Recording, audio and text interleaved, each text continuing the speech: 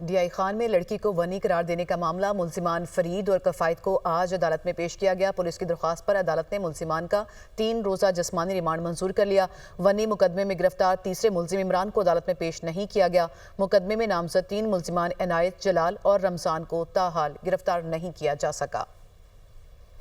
DI Khan में लड़की को वनी करार देने का मामला मुल्जिमान फरीद और कफायत को आज अदालत में पेश किया गया। पुलिस की दरख्वास्त पर अदालत ने मुल्जिमान का 3 रोज़ा जिस्मानी रिमांड मंजूर कर लिया।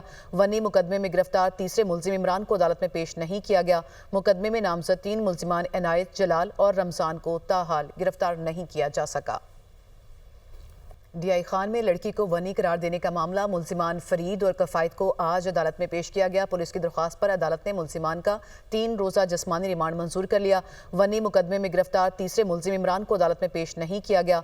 मुकदमे में नामजद 3 मुल्जिमान इनायत, जलाल और रमजान को ताहाल गिरफ्तार नहीं किया जा सका।